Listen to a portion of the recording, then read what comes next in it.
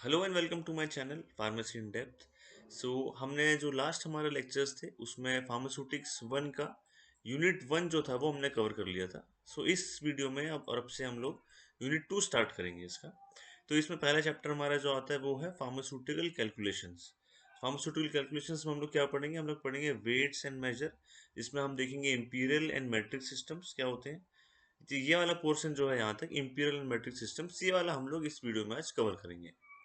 So first देखते हैं कि what is pharmaceutical calculation and why it is necessary to study in pharmacy field. So mathematics and understanding of calculation is an important part of pharmacy. Mathematics है और जो understanding of calculation है वो pharmacy में काफ़ी important है जानना। वो एक आपका बेसिक है। क्यों जानना ज़रूरी है? क्योंकि it helps in dispensing and compounding. हमें जो अलग अलग यूनिट्स होती हैं, फॉर एग्जांपल हम R&D में है या प्रोडक्शन में है, सो हमारे पास जो यूनिट फॉर्मूला आता है उसमें जो हमें डिस्पेंसिंग करनी होती है स्टार्टिंग में, सो वो ग्राम्स में है, मिलीग्राम्स में है, माइक्रोग्राम्स में है। सो ये माइक्रोग्राम मिलीग्राम में कितना कन्वर्जन होता है, तो ये सारी जानने के लिए चीज़ें हमारा फार्मास्यूटिकल कैलकुलेशन हमें पढ़ना ज़रूरी है ताकि हम अच्छे से डिस्पेंसिंग और कंपाउंडिंग कर पाएँ। Then it helps in analysis. Analysis में हमें हेल्प करता है ये। फॉर एग्जांपल कि हमारा किसी टैबलेट का ऐसे आया 98%, बट उस एपीआई की पोटेंसी ही हमारी 95% थी। तो उस 95% पोटेंसी के एपीआई से अगर हम फिल कैलकुलेट करेंगे ऐसे कितना है टैबलेट का, तो वो सारी कैलकुलेशन भी हमें ये सिखाता है फार्मास्यूटिकल कैलकुलेशन, ताकि हम लोग एनालिसिस भी अच्छे से कर पाएँ। Then it helps in determining the dose. Dose determine करने के हमारे काम आता है। फॉर एग्जांपल हमारा कोई एक इंजेक्शन फॉर्मुलेशन है जिसका स्ट्रेंथ है 10 mg/ml और 10 माइक्रोग्राम/ml। हमें उसको 2 ml में देना है। 2 ml में कितना डोज जाएगा, कितना स्ट्रेंथ जाएगा, तो ये सारी चीज़ें भी हम लोग इसमें पढ़ेंगे अपने कैलकुलेशन वाले पार्ट में। Then a mistake in calculation और measurement could lead to serious problems, जैसे कि अंडर डोजिंग हो सकती है या ओवर डोजिंग हो सकती है। तो बेसिकली हम लोग जो डोजेस दे रहे हैं, जो ड्रग्स की कॉन्सेंट्रेशन दे रहे हैं, वो किसी डिजीज को ट्रीट करने के लिए दे रहे हैं। तो अगर हमारी कैलकुलेशन ही गलत होगी तो हम उससे क्या करेंगे, या तो हम कम ड्रग की डोज पहुंचा पाएंगे बॉडी में या ओवरडोजिंग कर देंगे।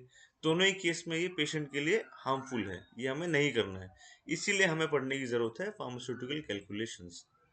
सो इसमें हम देखेंगे weights and measure. So weight and measure क्या होते हैं? सो जैसे मेजर अगर आपको लेंथ करनी है तो आप यार्ड्स में करेंगे, इंच में करेंगे, मीटर्स में करेंगे, किलोमीटर्स में करेंगे।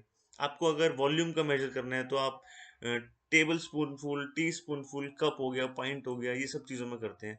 अगर आपको वेट का मेजर करना है तो आप आउंस हो गया, पाउंड्स हो गया, या फिर किलोग्राम्स हो गया, मिलीग्राम हो गया, इन सब में करते हैं मेजरमेंट। सो हमारे वेट एंड मेजर के लिए दो सिस्टम्स आते हैं। First is the imperial system and second is the metric system. ये दो सिस्टम्स के बारे में हम पढ़ेंगे कि ये दोनों सिस्टम्स क्या होते हैं। सो फर्स्ट हम देखते हैं कि the imperial system. So imperial system is a very old system of measurement. ये बहुत पहले चला करता था। आजकल हम सब मेट्रिक सिस्टम यूज करते हैं। First it was first defined in the British weights and measure act 1824 में। फर्स्ट ये इस एक्ट के अंदर मेंशन किया गया था, British weights and measure act. फिर this system was replaced by metric system in 1970।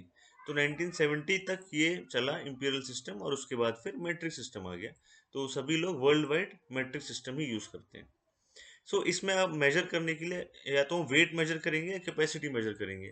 So wait हो कुछ मेजर करने के लिए यहाँ पे दो सिस्टम होते थे, अवोर्डिपोइस सिस्टम एंड अपोथेकेरी सिस्टम। अपोथेकेरी सिस्टम को हम लोग ट्रॉय सिस्टम भी बोलते थे, ट्रॉय सिस्टम। सो इन दो सिस्टम्स में क्या होता है हम देख लेते हैं। सो जो फर्स्ट सिस्टम है हमारा फॉर मेजरिंग ऑफ वेट, इसके लिए जो फर्स्ट सिस्टम है हमारा अवॉइड डिपॉइस सिस्टम, इसमें जो पाउंड्स है जिसको हम एलबी से रिप्रेजेंट करते हैं, is taken as the standard of weight. जो वेट है हमारा, मास है, उसके लिए पाउंड्स को ये लोग स्टैंडर्ड कंसिडर करते थे, स्टैंडर्ड। सो इनके हिसाब से for 1 pound is equal to 16 ounce. 16 ounce के बराबर होता था 1 पाउंड। और 1 पाउंड हमारा 7000 ग्रेन्स के बराबर होता था।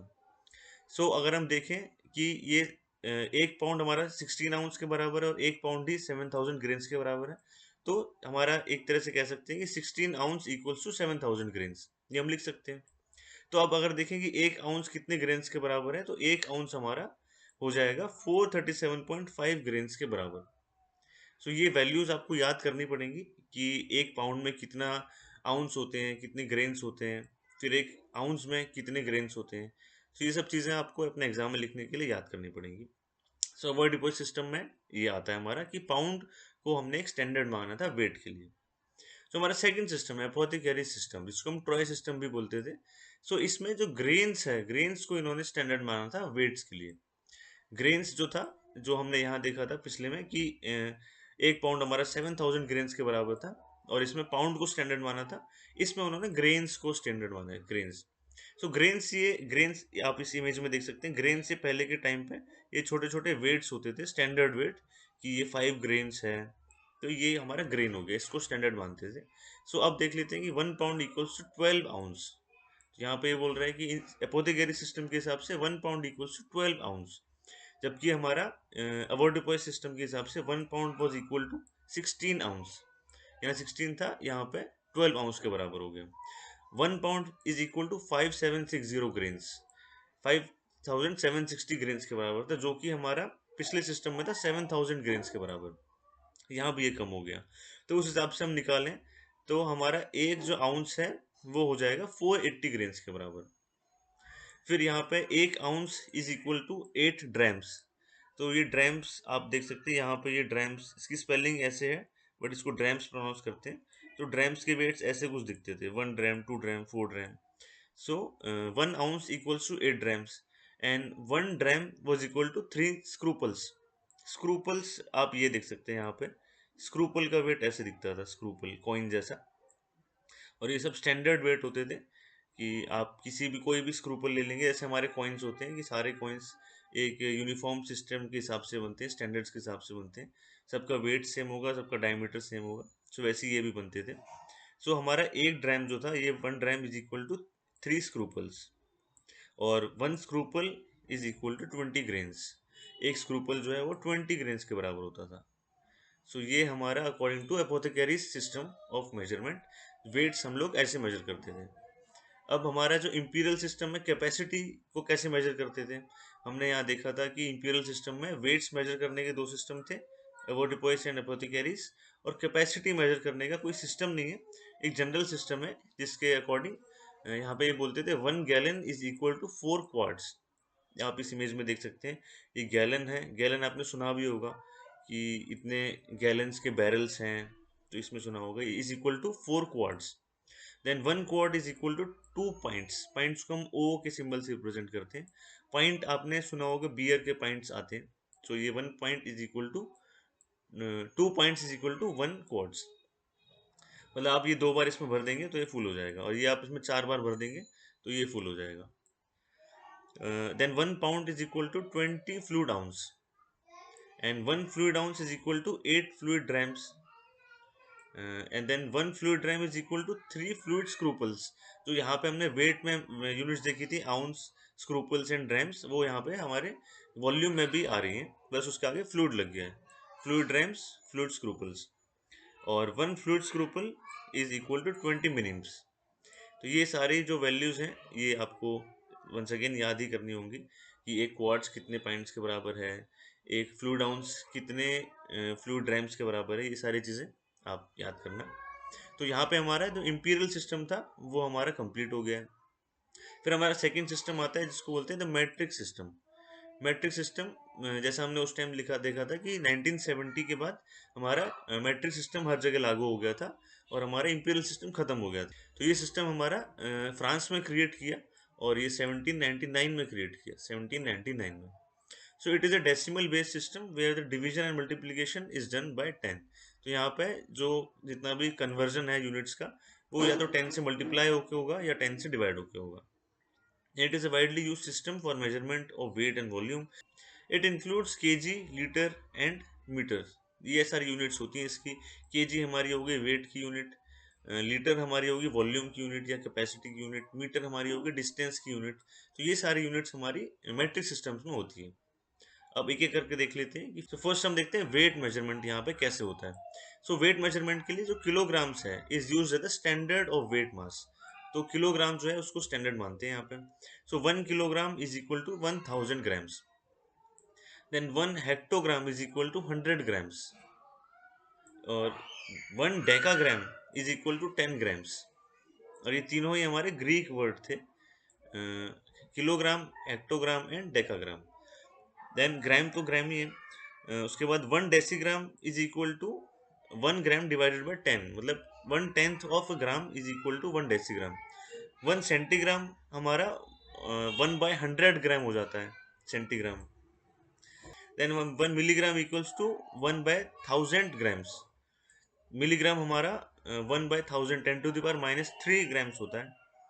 देन हमारा 1 माइक्रोग्राम हमारा 10⁻⁻6 होता है, 10⁻⁻6। नैनोग्राम जो होता है, नैनोग्राम इज 10⁻⁹ ग्राम्स, 10⁻⁹ ग्राम्स। तो ये सारे भी आपको याद करने होंगे कन्वर्जन की 1 डेसीग्राम कितना होता है, 1 माइक्रोग्राम कितना ग्राम्स होता है।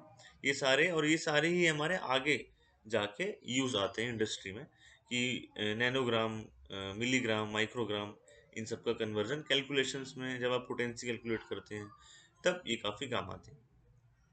देन अब देख लेते हैं वॉल्यूम मेजरमेंट कैसे होता है मेट्रिक सिस्टम में। सो इसमें litre is use as the standard of capacity. तो यहाँ पे कैपेसिटी या वॉल्यूम को मेजर करने के लिए लीटर जो है हमारा, उसको एज ए स्टैंडर्ड मान लेते हैं। लीटर जैसे कि हमारे किसी भी इंस्ट्रूमेंट की आपको कैपेसिटी देखनी है, किसी बॉल की कैपेसिटी देखनी है, सो वो सब हम लीटर में कैलकुलेट करते हैं, लीटर।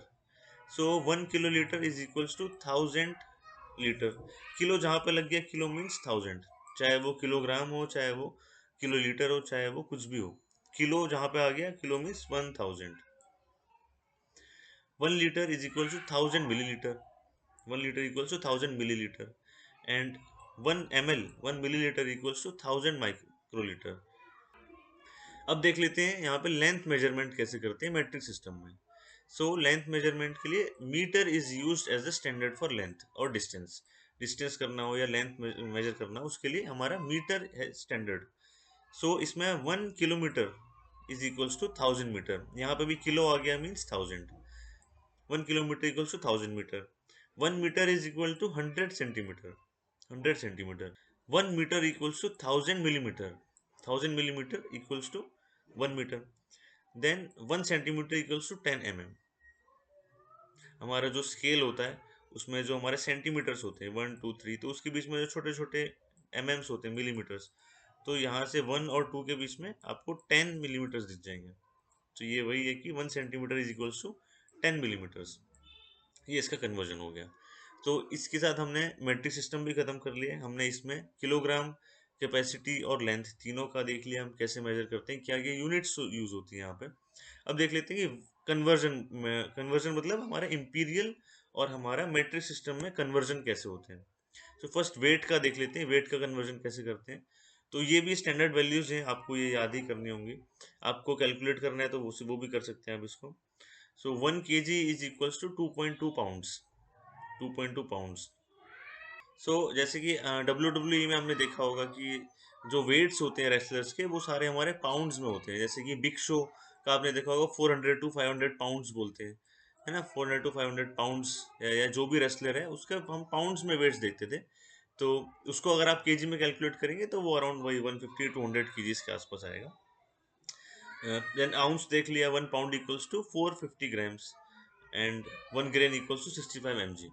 अब देख लेते हैं हम लोग वॉल्यूम मेजरमेंट कन्वर्जन। वॉल्यूम का कैसे कन्वर्जन है इंपीरियल और मेट्रिक सिस्टम में। सो 1 ड्रॉप इज इक्वल, ये हमारे डोमेस्टिक मेजर्स हैं जो हमारा यूजुअली फार्मासिस्ट प्रिस्क्राइब करता है कि आपको कब सिरप 1 टीस्पूनफुल लेना है, 2 टीस्पूनफुल लेना है, कितना लेना है। सो इसका मेजर हम देखते हैं कि मेट्रिक सिस्टम और इंपीरियल सिस्टम में कैसा होता है। सो मेट्रिक सिस्टम में हमारा 0.06 ml is equal to 1 minim. जो मिनिम हमने देखा था, तो 1 minim equals to 0.06 ml। Then 5 ml जो हमारा, ये 1 ड्रॉप की वैल्यू है, 1 ड्रॉप।